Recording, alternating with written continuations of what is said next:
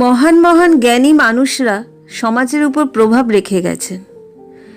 এরকমই এক ব্যক্তিত্বের মানুষ ছিলেন ঈশ্বরচন্দ্র বিদ্যাসাগর, যিনি খুব বিনয়ী ছিলেন এবং নিজের জীবন দৃঢ় সংকল্প এবং উদ্দেশ্য পূরণের লক্ষ্যে কাটিয়েছিলেন।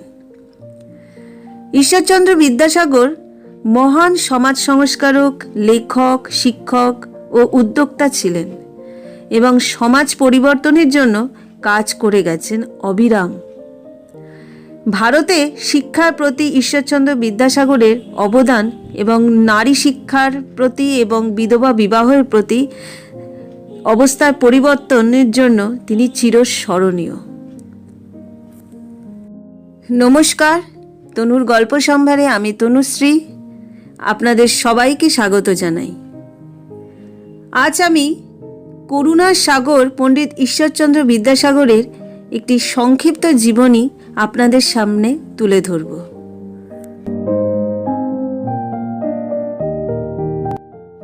ঊনবিংশ শতকের একজন বিশিষ্ট বাঙালি শিক্ষাবিদ, সমাজ সংস্কারক ও গদ্যকার ঈশ্বরচন্দ্র বন্দ্যোপাধ্যায় ঈশ্বরচন্দ্র শর্মা নামেও স্বাক্ষর করতেন। সংস্কৃত ভাষা ও সাহিত্যে অগাধ পাণ্ডিত্যের জন্য সংস্কৃত কলেজ থেকে 1839 সালে তিনি বিদ্যাসাগর উপাধি লাভ করেন।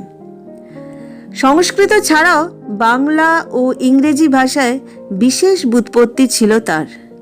তিনি প্রথম বাংলা লিপি সংস্কার করে তাকে যুক্তিবহ এবং সহজপাঠ্য করে তোলেন। বাংলা গদ্যের প্রথম সার্থক রূপকার হলেন ঈশ্বরচন্দ্র বিদ্যাসাগর। পণ্ডিত ঈশ্বরচন্দ্র বিদ্যাসাগর 1820 সালের 26শে সেপ্টেম্বর পশ্চিমবঙ্গের মেদিনীপুর জেলার বীরসিংহ গ্রামে জন্মগ্রহণ করেন। পিতা ঠাকুরদাস বন্দ্যোপাধ্যায় এবং মাতা ভগবতী দেবী। দরিদ্র পরিবারে জন্মগ্রহণ করলেও তারা নিজেদের শিক্ষা, সংস্কার, আন্তরিকতা, কঠোরতা, দয়ালুতা ও নিষ্ঠার জন্য প্রচুর খ্যাতি অর্জন করেছিলেন, যার কারণে তিনি আজও অমর। ঈশ্বরচন্দ্র বিদ্যাসাগর প্রথমে গ্রাম্য পাঠশালায় এবং পরে কলকাতা সংস্কৃত কলেজে পড়াশোনা করেন। তার পিতা তখন 8 টাকা বেতন পেতেন। এই 8 টাকা বেতন থেকে তার জন্য ব্যয় হতো 4 টাকা। ঈশ্বরচন্দ্র বিদ্যাসাগর 12 বছর বয়সে কাব্য, ব্যাকরণ, অলঙ্কার শাস্ত্র, বেদান্ত, স্মৃতিন্যায়, জ্যোতিষ প্রভৃতি পাঠ করে অসাধারণ পাণ্ডিত্য অর্জন করেন। 1839 সালে ল পরীক্ষায় কৃতিত্বের সাথে উত্তীর্ণ হওয়ার পর তিনি বিদ্যাসাগর উপাধি লাভ করেন। সাগর উপাধি তার জন্যই যথার্থ ছিল। বিদ্যাসাগর জ্ঞানের সাগর, দয়ার সাগর, করুণার সাগর, মানবতার সাগর, প্রগতিশীলতার সাগর, বিবেকের সাগর সব বিশেষণই তার ক্ষেত্রে যথাযথ এবং সুপ্রযোজ্য। যদি বলা হতো ব্যক্তিত্বের সাগর, বোধ করি তাও অপ্রযুক্ত হতো না। 1841 সালে ঈশ্বরচন্দ্র বিদ্যাসাগর ফোর্ট উইলিয়াম কলেজে প্রধান পণ্ডিতের পদ লাভ করেন। তাকে বাংলা গদ্যের জনক বলা হয়। বিদ্যাসাগর স্কুল বিভাগের শিক্ষার জন্য বহুবিধ গ্রন্থ রচনা করেন, যেমন বোধোদয়, বর্ণপরিচয়, কথামালা, চরিতাবলী, ঋজুপাঠ প্রভৃতি। বাংলা ভাষায় বলসঞ্চার, সংস্কৃত বাহুল্য মুক্তির জন্য বেতাল পঞ্চবিংশতি, শকুন্তলা, সীতার বনবাস প্রভৃতি রচনা করেন। এছাড়াও রঘুবংশ, সর্বদর্শ সংগ্রহ, কুমার সম্ভব, কাদম্বরী, মেঘদূত, উত্তর রামচরিত, অভিজ্ঞান শকুন্তলম প্রভৃতি গ্রন্থ সম্পাদনা করেন। দৃঢ় ও সাহসী মনোভাব ও কঠোর সংগ্রামের মধ্যে দিয়ে বিদ্যাসাগর সেই যুগের নারীদেরকে শিক্ষার সুব্যবস্থা করেছিলেন। পুরুষ শাসিত সমাজে দীর্ঘদিন অবহেলিত, বঞ্চিত, নিপীড়িত নারীদের যাবতীয় অধিকার নিয়ে বেঁচে থাকার শিক্ষা নামক মূল মন্ত্র দিয়েছিলেন বিদ্যাসাগর। বিদ্যাসাগর আজীবন সত্যের দ্বারা পরিচালিত হয়ে এবং সাহসের সাথে দেশের অন্ধবিশ্বাস ও কুসংস্কারের জরাজীর্ণ সমাজে আলো জ্বালাতে সক্ষম হয়েছিলেন। প্রাচীন ধ্যান ধারণাযুক্ত সামাজিক ব্যাধি নিরসনে রাজা রামমোহন রায়ের পর ঈশ্বরচন্দ্র বিদ্যাসাগর তার জীবনকে সম্পূর্ণ উৎসর্গ করেছিলেন। বিদ্যাসাগর একদিকে শিক্ষা সংস্কার ও অন্যদিকে সমাজ সংস্কারে নিজেকে যুক্ত করে রাখেন এবং নারী সমাজকে শিক্ষার মাধ্যমে বাঁচার প্রেরণা দিয়েছিলেন। আবার বিধবা বিবাহ প্রচলনের মাধ্যমে দিয়েছিলেন নারী মুক্তির স্বাদ। তাছাড়া ইংরেজদের দ্বারা প্রবর্তিত চুইয়ে পড়া নীতি ছিল দেশীয় শিক্ষা ও গণশিক্ষা বিস্তারের প্রধান বাধাস্বরূপ, যেটিতে বিদ্যাসাগর তীব্র প্রতিবাদ জানিয়ে নারী শিক্ষা বিস্তারে ব্রতী হয়েছিলেন। নারী শিক্ষায় ঈশ্বরচন্দ্র বিদ্যাসাগরের অবদান যে সমস্ত দিক থেকে গুরুত্বপূর্ণ ভূমিকা বিশেষভাবে পরিলক্ষিত হয় সেগুলি হল: 1. বিদ্যালয় প্রতিষ্ঠা। বিদ্যাসাগর মর্মে মর্মে উপলব্ধি করেছিলেন যে শিক্ষা সংস্কার ও সমাজ সংস্কার একে অপরের পরিপূরক। সমাজের অগ্রগতি সাধন করতে গেলে শিক্ষার মধ্যে দিয়েই তা করতে হবে। তাই নারী শিক্ষা প্রসারে বিদ্যাসাগর বেথুন সাহেবের সহায়তায় 1849 সালে মেয়েদের জন্য অবৈতনিক স্কুল প্রতিষ্ঠা করেন, যেটি পরে বেথুন বালিকা বিদ্যালয় নামে পরিচিত হয়। 1850 সালে ডিসেম্বরে বিদ্যাসাগর বেথুন বালিকা বিদ্যালয়ের সম্পাদকের দায়িত্ব গ্রহণ করেন। বিদ্যাসাগর এই বেথুন স্কুলের দীর্ঘদিন সম্পাদক হিসাবে স্কুল পরিচালনায় যথেষ্ট যোগ্যতা ও কৃতিত্বের পরিচয় দিয়েছিলেন। 2. বিদ্যালয় পরিচালনা। বিদ্যালয় পরিচালনার ক্ষেত্রে বিদ্যাসাগরের বলিষ্ঠ মতাদর্শ পাওয়া যায়। বিদ্যালয় পরিচালনার ক্ষেত্রে বিদ্যাসাগর যে সমস্ত সুপারিশ করেছিলেন তা হল: 1. একজন শিক্ষকের পরিবর্তে 2 জন শিক্ষক নিয়োগ। 2. উপযুক্ত যোগ্য শিক্ষক অর্থাৎ পণ্ডিত নিয়োগ ও যোগ্যতার ভিত্তিতে বেতন নির্ধারণ। 3.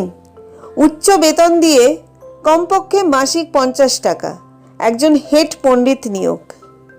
4. বিদ্যালয়গুলিতে উপযুক্ত পরিদর্শক নিয়োগ প্রভৃতি। 3. নারী শিক্ষা ভাণ্ডার গঠন। বিদ্যাসাগর কেবলমাত্র বিদ্যালয় গঠন করে থেমে থাকেনি। সরকারিভাবে আর্থিক সাহায্য পর্যাপ্ত না আসার ফলে তিনি বিদ্যালয়গুলি সঠিকভাবে পরিচালনা ও পর্যাপ্ত পরিমাণে অর্থ যোগানের জন্য বেসরকারিভাবে নারী শিক্ষা ভাণ্ডার নামক তহবিল গঠন করেন। এখানে রাজা প্রতাপচন্দ্র ও আরও অনেক শিক্ষানুরাগী ব্যক্তিবর্গ নিয়মিত অর্থ সাহায্য করতেন। তাছাড়া তৎকালীন ছোটলাট বীরেন সাহেবও মাসিক 55 টাকা করে অর্থ সাহায্য করতেন। 4. শিক্ষার পাঠ্যক্রম। বিদ্যালয় শিক্ষার অগ্রগতির জন্য বিদ্যাসাগর এক রিপোর্টে 1862 সালের 15 ডিসেম্বর জানান, পড়ালেখা, অঙ্ক, জীবনচরিত, বাংলা, ইতিহাস, নানা বিষয় মৌলিক পাঠ এবং সেলাই প্রভৃতি মেয়েদের শিক্ষা দিতে হবে। 5. ভাষা মাধ্যম। ভাষা মাধ্যম সম্পর্কে বিদ্যাসাগর বলেন, শিক্ষার মাধ্যম হবে মাতৃভাষা অর্থাৎ বাংলা, ইংরেজিতে নয়।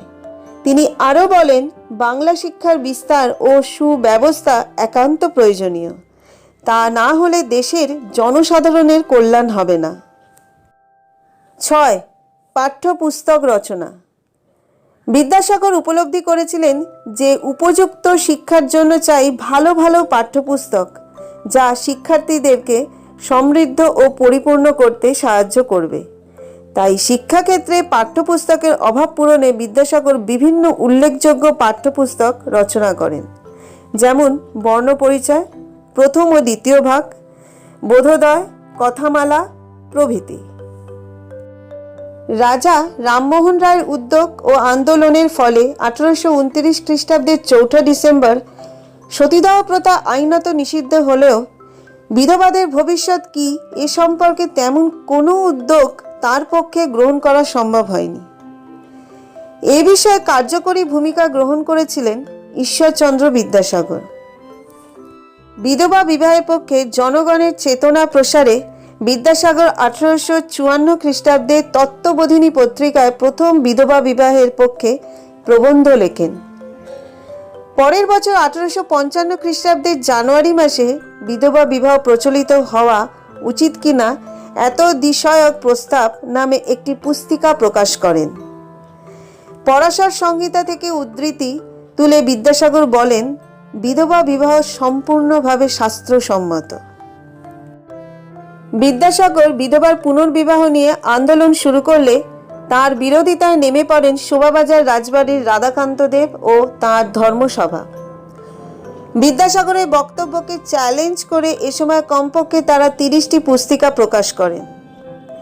ঈশ্বরচন্দ্র এই বিরোধ নিয়ে একটি ছড়া লিখলেন, বাঁধিয়াছি দলাদলি লাগিয়াছে গোল, বিধবার বিয়ে হবে বাজিয়াছে ঢোল। সমালোচনার ও বিদ্রূপের জবাব দিতে বিদ্যাসাগরও পিছপা হলেন না। 1855 খ্রিস্টাব্দে অক্টোবর মাসে প্রকাশ করলেন বিধবা বিবাহ প্রচলিত হওয়া উচিত কিনা এত বিষয়ক প্রস্তাব নামে দ্বিতীয় পুস্তিকা। শুধু তাই নয়, বিধবা বিবাহকে আইনসিদ্ধ করার জন্য 1855 খ্রিস্টাব্দের অক্টোবর মাসে 987 জনের স্বাক্ষর সম্বলিত এক আবেদনপত্র ভারতীয় আইনসভায় পেশ করেন। রাধাকান্ত দেবও চুপচাপ বসে রইলেন না। তিনি বিদ্যাসাগরের বিরোধিতা করে বিধবা বিবাহের বিরুদ্ধে 36,763 জনের স্বাক্ষরিত এক দরখাস্ত সরকারের কাছে পাঠালেন। শান্তিপুরের তাঁতিরা এ সময় বিদ্যাসাগরকে শ্রদ্ধা জানিয়ে কাপড়ে লিখলেন, সুখে থাকুক বিদ্যাসাগর চিরজীবী হয়ে, সদরে করেছে রিপোর্ট, বিধবাদের হবে বিয়ে। রাধাকান্ত দেব ও রক্ষণশীলদের শত বিরোধিতা সত্ত্বেও বড়লাট ক্যানিং 1856 খ্রিস্টাব্দের 26শে জুলাই 15 নম্বর রেগুলেশন জারি করে বিধবা বিবাহকে আইন সিদ্ধ করেন। বিধবা বিবাহ সংক্রান্ত আন্দোলন এবং এ বিষয়ে সরকারের আইন পাস বিদ্যাসাগরের এক বড় সাফল্য। তবে কেবল আইন পাস করে নয়, বিধবা বিবাহকে বাস্তবে কার্যকরী করতেও তিনি উদ্যোগী হন। রক্ষণশীলদের শত বিরোধিতা সত্ত্বেও বিদ্যাসাগরের উদ্যোগে প্রথম বিধবা বিবাহ সংগঠিত হয় সংস্কৃত কলেজের অধ্যাপক শ্রীশচন্দ্র বিদ্যারত্নের সঙ্গে বিধবা পাত্রী কালীমতী দেবীর। এছাড়াও বিদ্যাসাগর নিজ উদ্যোগে 7টি বিধবা বিবাহ দেন। এমনকি নিজ পুত্র নারায়ণচন্দ্রকেও ভবসুন্দরী নামে এক বিধবার সঙ্গে বিবাহ দেন। বিধবাদের বিবাহের জন্য বিদ্যাসাগর 1872 সালের 15ই June Hindu family annuity fund তৈরি করেন। বিদ্যাসাগরের বিধবা বিবাহ আন্দোলন প্রভাবিত হয়ে দক্ষিণ ভারতের সমাজ সংস্কারক বীরসালিঙ্গম পান্তুলু বিধবা বিবাহকে জনপ্রিয় করে তোলার লক্ষ্যে বিধবা বিবাহ সমিতি গড়ে তোলেন। এই কাজের জন্য তাকে দক্ষিণ ভারতের বিদ্যাসাগর বলা হয়। বিধবা বিবাহের ব্যাপক সাফল্য আসত এর সামাজিক গ্রহণযোগ্যতা ও প্রসারের মাধ্যমে, কিন্তু রক্ষণশীলদের বিরোধিতায় বিধবা বিবাহের তেমন কোনো প্রসার ঘটেনি। তিনি কলকাতা বিশ্ববিদ্যালয়ের অন্যতম প্রতিষ্ঠাতা সদস্য ছিলেন। মাতৃভক্তির জন্য ঈশ্বরচন্দ্র বিদ্যাসাগর কিংবদন্তি হয়ে আছেন। তিনি চিরদিন কুসংস্কার, গোঁড়ামি আর ধর্মান্ধতার বিরুদ্ধে আপোষহীনভাবে লড়াই করে গেছেন। বাঙালি জাতি সর্বপ্রথম বড় হবার, যোগ্য হবার, মানবিক হবার, আধুনিক হবার, প্রগতিশীল হবার এবং বিশ্বজনীন হবার সর্বপ্রথম দৃষ্টান্ত খুঁজে পেয়েছিল বিদ্যাসাগরের মধ্যে। রবীন্দ্রনাথ ঠাকুর তার সম্বন্ধে বলেছেন, তিনি হিন্দু ছিলেন না, বাঙালি বা ব্রাহ্মণ ছিলেন না, ছিলেন একজন মানুষ। এই মন্তব্যের তাৎপর্য অতলস্পর্শী, কারণ কারো যথার্থ মানুষ হওয়া অত সহজ নয়। রবীন্দ্রনাথ আরও বলেছেন, তাহার মহৎ চরিত্রের যে অক্ষয় বট তিনি বঙ্গভূমিতে রোপণ করিয়াছে, তাহার তলদেশে জাতি তীর্থস্থান হইয়াছে। ঈশ্বরচন্দ্র বিদ্যাসাগর সম্বন্ধে মহাত্মা গান্ধী বলেছিলেন, আমি যে দরিদ্র বাঙালি ব্রাহ্মণকে শ্রদ্ধা করি, তিনি ঈশ্বরচন্দ্র বিদ্যাসাগর। এই মহামতি বিদ্যাসাগর 1899 সালের 29শে জুলাই পরলোক গমন করেন। তখন তার বয়স হয়েছিল 71 বছর। একথা নিঃসন্দেহে বলা যায় যে বিদ্যাসাগর নিজেই ছিলেন রেনেসাঁস, অর্থাৎ শিক্ষার মধ্য দিয়ে নারী জাগরণের, নারী শিক্ষা বিস্তারের অন্যতম কাণ্ডারী। বিদ্যাসাগর নিজের সুখটুকু বিসর্জন দিয়ে পরিবার ও গ্রামের সঙ্গে বিচ্ছেদ সাধন করে তিনি তার লক্ষ্যকে বাস্তবায়িত করার চেষ্টা চালিয়ে গিয়েছিলেন। বিদ্যাসাগরের আগে পর্যন্ত নারী শিক্ষা বিস্তারে নারী শিক্ষার বিভিন্ন স্কুল থাকলেও বিদ্যাসাগরের প্রতিষ্ঠিত বিদ্যালয়গুলি সেই সময় সারা ভারতবর্ষে বিশেষ পরিচিতি লাভ করেছিল।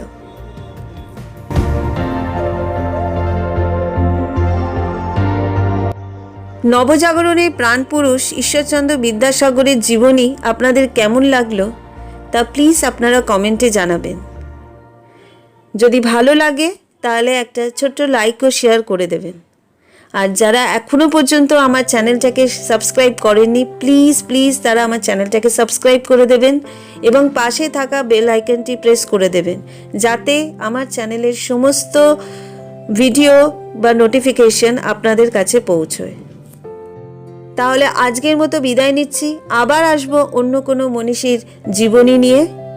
সবাই ভালো থাকবেন, সুস্থ থাকবেন।